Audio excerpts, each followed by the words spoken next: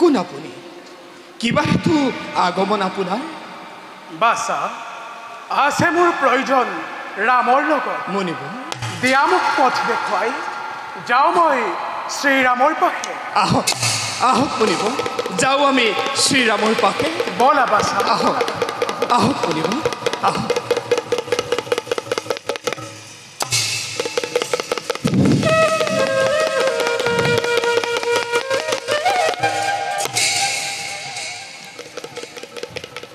দাদা ভাই দাদা লক্ষ্মণ লক্ষ্মণ দাদা মুনিবৰ আহিছে তব দৰ্শনৰ হেতু প্ৰণাম মুনিবৰ প্ৰণাম ৰাজন কিবা হেতু আগমন আমাৰ ৰাজ্য কিবা কাৰ্য আমি কৰিম সাধন ৰাজন আছে মোৰ বহু প্ৰয়োজন কম বুলি আহিছোঁ এই ঠাই কিন্তু কিন্তু কিন্তু সত্যব্ৰতী কৰা আগে তেহে মোৰ প্ৰয়োজন কৰিম প্ৰকাশ সত্য কওক মুনিবৰ কি বুলি সত্য মই কৰিম অংগীকাৰ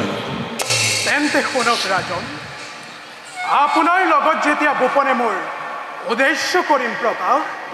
সেই সময়ত মন্ত্ৰণা কক্ষত নোৱাৰিব কোনেও কৰিব প্ৰৱেশ আৰু কোনোবাই যদি কৰে প্ৰৱেশ তেন্তে তেওঁক বৰ্জন কৰিম বুলি আপুনি অংগীকাৰ কৰিব লাগিব হে মুনিবৰ মই কৰিছোঁ অংগীকাৰ সেইহেতু মোৰ ভাতৃ লক্ষ্মণক অৰ্পিলো দ্বাৰৰ ভাৰ মন্ত্ৰণা কক্ষৰ আৰু যদি লক্ষ্মণে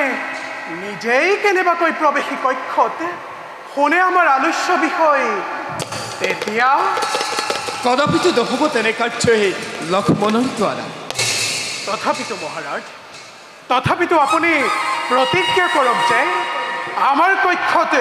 যোনেই প্ৰৱেশ কৰিব আপোনাৰ আত্মীয় স্বজন হ'লেও তাক শত্ৰুৰূপে কৰিব বৰ্জন সত্য সত্য তিনি সত্য কৰি মই কৰিছোঁ অংগীকাৰ আত্মীয় স্বজন হ'লেও মই তেওঁক কৰিম বৰ্জন ভাই লক্ষ্মণ থাকা তুমি দ্বাৰা চাবা যাতে কোনেও প্ৰৱেশ কৰিব নোৱাৰে দাদা তোমাৰ আজ্ঞা নতশিৰে কৰিম পালন বলক মুনিবৰ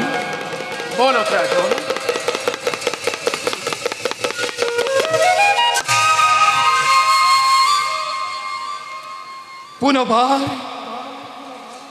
পুনবাৰ গৰ্ভী ভাৰ পৰিছে আজি এই লক্ষ্মণৰ ভাগ্য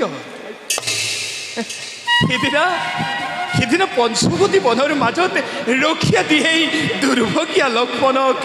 সীতাৰ ওচৰত গৈছিল ৰঘুবনী স্বৰ্ণমৃগ ধৰিবৰ বাবে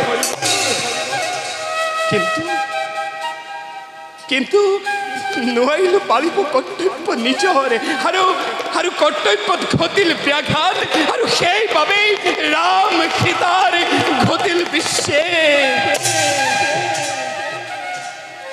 আজিও জাগিছে মোৰ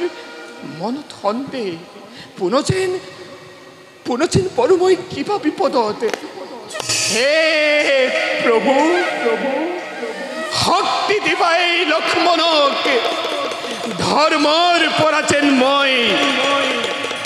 নহওঁ বিচলিত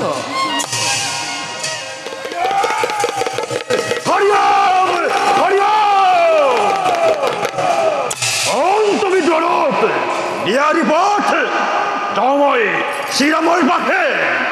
মুনিবৰ শ্ৰীৰামৰ দাস মই ঠাকুৰ লক্ষ্মণ আজি তেওঁৰে নিৰ্দেশত দ্বাৰক্ষী ভাৰ মই কৰিছোঁতো হয় সেয়েহে মুনিবৰ তেওঁ অনুমতি নোহোৱাকৈ নোৱাৰো এৰিব পথ আপুনি কোন মুনিবৰ মোক তুমি চিনি পোৱা নাই মোকেই দুৰ্বাসা বুলি কয় গতিকে এৰি দিয়া পথ ক্ষমা কৰিব মুনিবৰ আপোনাৰ আদেশ পালিবলৈ এইটা সম্পূৰ্ণ অক্ষম কাৰণ ৰামৰ তাত যোৱাৰ আজ্ঞা এতিয়া নিশ্চিত আছে প্ৰৱেশ নিষেধ মিছা কথা ৰাজ্যত দুৰ্ভিক্ষই দেখা দিছে অনাহাৰত প্ৰজাৰ মাজত হাহাকাৰ লাগিছে তেনেস্থলত ৰজা হৈ শ্ৰীৰামচন্দ্ৰ বহি আছে নিশ্চিন্ত মনে শৰণত ধৰিছি মনিবৰ ক্ষমা কৰক দাপৰ হত অপৰাধ মোক উলংঘন কৰাৰ পৰিণাম তুমি এতিয়াও বুজা নাই লক্ষ্মণ ওর প্রধানলত পরে ব্রয়ং ব্রহ্মাও ওই তোরা ধরে কম্পমান তেনেহেন দুর্বাখা তুমি মনিবর আপনি আপনি অগ্নিক্ষত্রিক মুনি কিন্তু মুনিবর আজি রামচন্দ্র হত্যদাবদ্ধ রামচন্দ্র তাত প্রবেশ করে যদি আত্মীয়জন তেওঁকো বিসর্জন দিবৰ বাবে ৰামচন্দ্ৰ আজি হত্যদাবদ্ধ গতিকে মুনিবৰ শৰণত ধৰিছো খন্তিক অপেক্ষা কৰক মুনিবৰ অপেক্ষা মই কদাপি নকৰো মোৰ প্ৰয়োজনত শ্ৰীৰামৰ অংগীকাৰ অতি তুচ্ছ পথৰে দিবা না নিদিয়া নতু মোৰ ব্ৰহ্ম খাপত তুমি হবা ভস্ম হে প্ৰভু তুমি আজি মোক পুনৰ কি বিপদত পেলালা প্ৰভু অস্থিৰ হৈছা কিয় কোৱা লক্ষ্মণ ৰামৰ ওচৰলৈ যাবলৈ পথ দিবা নে নিদিয়া যদিহে নিদিয়া তোমাৰ কাৰণে আজি শ্ৰীৰামচন্দ্ৰই মোৰ অভিশাপ প্ৰভু দাদাক অভিশাপ নিদিব প্ৰভু অপৰাধী মই যত মানে আছে অপৰাধ মুকেই দিয়ক প্ৰভু এই লক্ষ্মণৰ শিৰে তোমাক অভিশাপ এই অপৰাধত তুমিতো কোনো কৰা নাই একো অপৰাধ কৰিছে শ্ৰীৰামচন্দ্ৰই দিয়া পথ এৰি দিয়া প্রভু আপনার রুদ্র রূপ দেখি হেরিলু পথ মই মন্ত্রণা কক্ষ লঙ্ঘন করিলু বাক্য আজি শ্রীরামচন্দ্র আহো করিব আহো ধন্য লক্ষ্মণ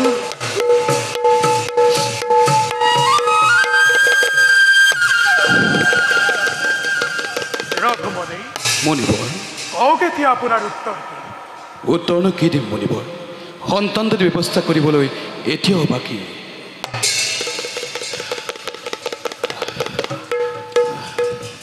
দাদা লক্ষ্মণ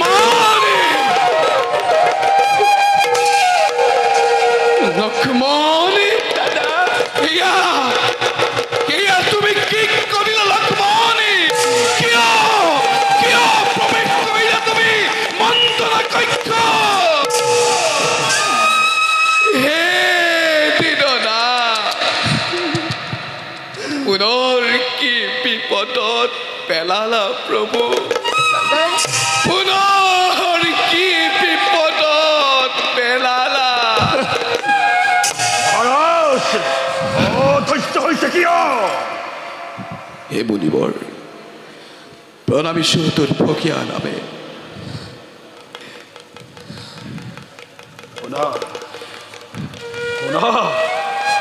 শুনা মোৰ বচন মুনিবৰ ৰাজ সিংহাসনত বহি তুমি দাগ চাখি লৈ সুখেৰে ৰাজভোগ কৰিছা নাই মুনিবৰ কিন্তু পদাৰ সুখ দুখৰ কথা এবাৰ ভাবিছানে মুনিবৰ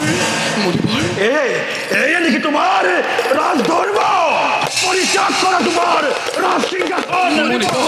মুনিবৰ ৰাজ সিংহাসনৰ মোৰ নাই প্ৰয়োজন আহক মুনিবৰ বহক আপুনি ৰাজ সিংহাসনত ৰাজ সিংহাসনৰ ওপৰত নাই প্ৰয়োজন মহাৰাজ খাদ্য দি ৰক্ষা কৰা ৰাষ্ট্ৰ তোমাৰ খাদ্য খাদ্য খাদ্য ভাই মণিবৰ আগেই কোৱা হলে সু খাদ্যৰে পুৰালোহেঁতেন আপোনাৰ উদৰ জভাই লৈ আহা খাদ্য মণিপুৰৰ বাবে নাখাওঁ মই একোকে ৰাজভৱনত মণিপুৰ স্নান কৰি সূৰ্যৰ নিৰ্মল জলত অপেক্ষা কৰিম মই শিষ্যগণৰ বাবে আছে যদি প্ৰয়োজনে তালৈকে পঠাবা আহাৰ তাতে মই কৰিম গ্ৰহণ হৰি ওম হৰি ওম হৰি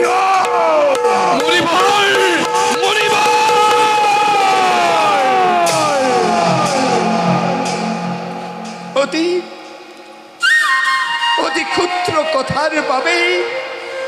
দুৰ্বাসা আজি হল মহাকাল নিশ্চয় নিশ্চয় তেজিব মোক আজি দানৰ দাদায়ে পুৰাহেৰা ৰাম ৰঘুমণি ক্ষত্ৰিয়ৰ সন্তান তুমি সত্য ধৰ্ম ৰক্ষা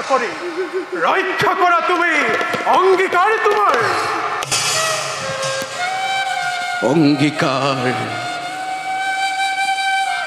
অংগীকাৰ ৰক্ষা কৰি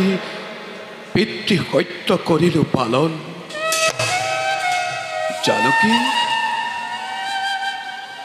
জানকীক মই দিলো বিসৰ্জন আকৌ ভাতৃবৰ্জন ৰামচন্দ্ৰ সত্যৰ বাবেই তুমি দেখুৱালা জগতক মহিমা তোমাৰ ক্ষত্ৰিয়ৰ সন্তান তুমি সত্য ধৰ্ম কৰিলা ৰক্ষা এতিয়া ৰাজন মাগিছো বিদায় মই পালন কৰা সত্য ধৰ্ম তোমাৰ পালন কৰা সত্য ধৰ্ম তোমাৰ পালন কৰা সত্য ধৰ্ম তোমাৰ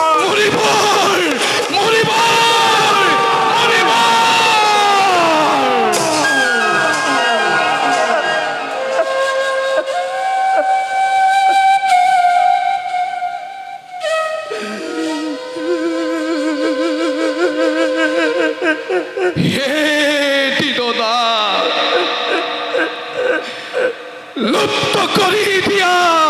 ৰাম নামে ধৰণীৰ পৰা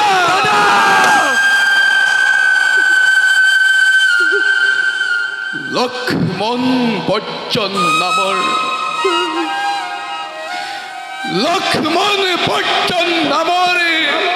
মহাশক্তিকেল কিদৰে লওঁ বুকু পাতি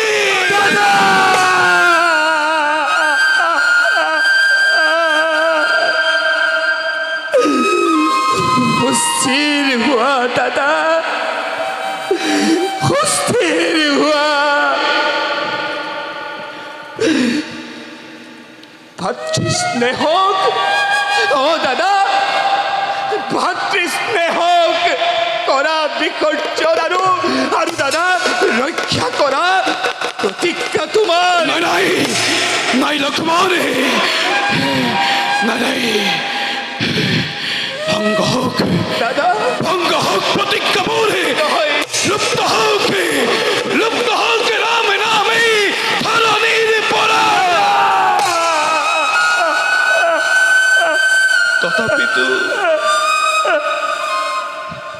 তথাপিতো মইতো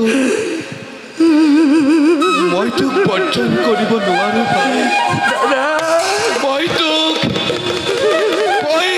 বৰ্জন কৰিব নোৱাৰো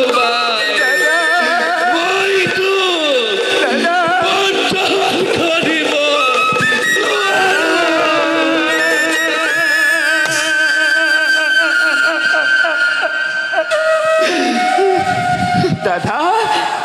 দাদা ও দাদা দাদা মহাযজ্ঞ করি বিহর্চিছিল দেবী জানকী লক্ষ্মণ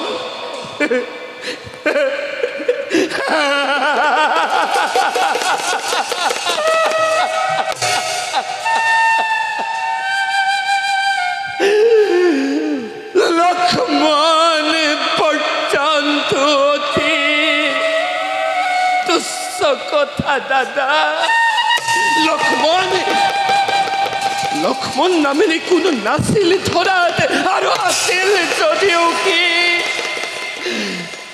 দোপ গল কাল গাকি